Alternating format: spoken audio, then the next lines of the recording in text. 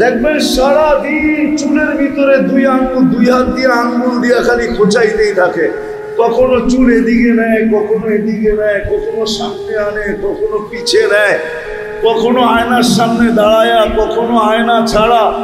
কেন? ও তো সুখ পাইতেছে না, এই জন্য একবার এদিকে নেয়, একবার এদিকে নেয়, একবার সামনে আনে, একবার পিছে নেয়, একবার আয়না ছাড়া করে, একবার আয়নার সামনে দাঁড়ায়া করে। ও সারাদিন হাত দিয়ে খালি এটা করতেছে, ও সুখ পায় না,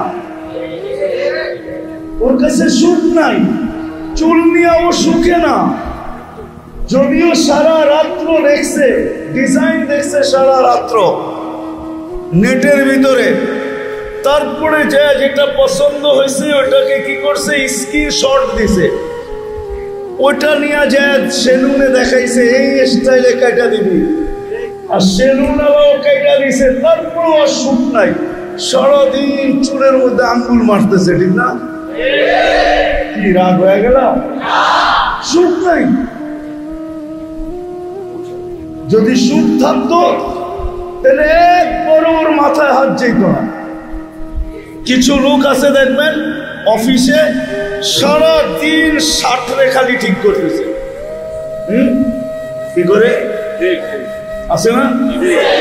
একবার প্যান্টের ভিতরে ঢোকায়, একবার বাড়ি করে, একবার এদিকে টানে, একবার ওদিকে টানে, একবার এমনে করে, আপনার অমনে করে। ও আসলে কইরা আসছে, কিন্তু ও সুখে নাই। এই জন্যই একটু পর পর শার্ট ঠিক করে। কাউকে দেখবেন টাই ঠিক করতে, একটু পর পরই টাই ধরবে, আবার ঠিক করবে। ও টাই পইরা আসছে, কিন্তু সুখ পাইতেছে না। সুখ পাইলে কেউ ধরে না।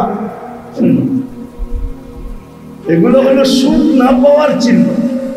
তো মেরে দোস্ত, আমি পড়ায় শেষ জায়গায় চলে আসছি। আজকে আমরা সুখ চাই, শান্তি চাই, বরকত চাই, ভালোবাসা চাই। প্রত্যেক বাবা চায়, মা চায় সন্তান আমার অনুগত হোক, আমি যেমন বলি তেমন করো। স্বামী চায় স্ত্রী চায় স্বামী যেন আমার আঁচলে বাঁধা থাকে। আবার স্বামী চায় স্ত্রী যেন আমার কথায় উঠক বৈঠক করে। কিন্তু কেউ সুখে নাই, কেউ। কেন জানেন? সুখের সম্পর্ক হলো রহমতের সাথে, আর রহমতের সম্পর্ক হলো মসজিদের সাথে। এই উম্মতের 90% সম্পর্ক মসজিদের সাথে। 90% নামাজ পড়ে, মসজিদের সাথে সম্পর্ক নাই। মা বোনদের সম্পর্ক জায়নামাজের সাথে নেই, যুবকদের সম্পর্ক আল্লাহর ঘরের সাথে নেই। বিদায় রহমত নাই তো কিচ্ছু নাই। আসল জায়গায় চলে আসছি। এই জন্য এই উম্মত যদি আজও ফিরে আসে আর আল্লাহর ঘরের সাথে যদি সম্পর্ক জোড়ে, আর ডাক দিতে দেরি, ছুটে আসতে যদি দেরি না করে, যে ডাক দিতে দেরি, ছুটে আসতে দেরি করে নাই, ডাক পাইতে দেরি, ছুটে আসতে দেরি করে নাই, বা সময় পাইতে দেরি, মসজিদে ছুটে আসতে দেরি করে নাই, রব্বে কাবার কসম, যদি এই উম্মত আজও এরকম করে যে সময় পাইতে দেরি, মসজিদে আসতে দেরি করেন নাই, আজান শুনতে দেরি, মসজিদে আসতে দেরি করেন নাই।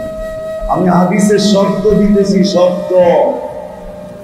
কাফফারাল্লাহু লাহুর রাহা ওয়ার রাহমা। হাদিসে আছে, মান জাআলা বাইতাল্লাহি বাইতাহু কাফফারাল্লাহু লাহুর রাহা ওয়ার রাহমা। আল্লাহ তার সুখ শান্তির দায়িত্ব নিবেন। আজান দেখি ফজরে কয়জন মুসল্লি আসে, একটু বাজারের মসজিদ, ঠিক না? মনে হয় কখনো কখনো এরকমও হয় যে মুয়াজ্জিন সাহেব, ইমাম সাহেব থাকে, আর কেউ নেই। হয় না? সংখ্যা হিসাবে বললাম, মহল্লার মসজিদগুলো তো এরকম। অথচ আল্লাহর রসুল আমাদেরকে সুযোগ দিছিলেন।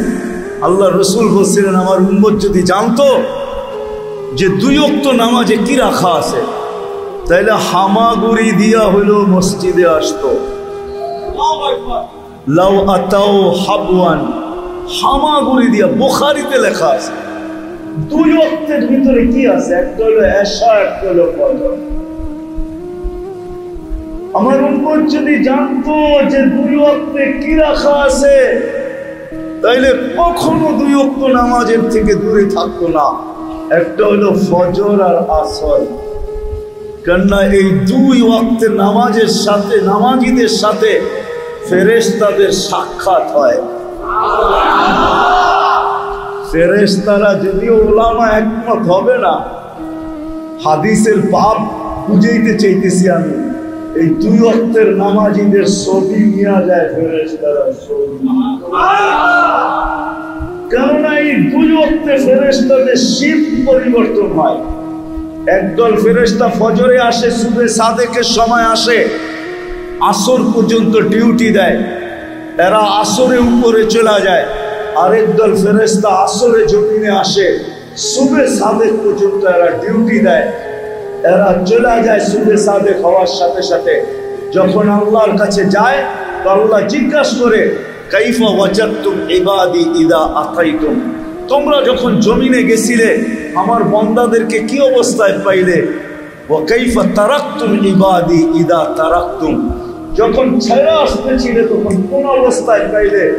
তো এরা বলে, আতাইতুহুম ইউসাল্লুন, যখন জমিনে পা রাখছি তখন দেখছি সব নামাজ পড়তেছে, যখন ছেড়ে আসতেছি না তখনও দেখছি নামাজ পড়তেছে। আল্লাহ বলে, সাক্ষী থাকো, পুরাটা সময় নামাজ লেখা রাখো,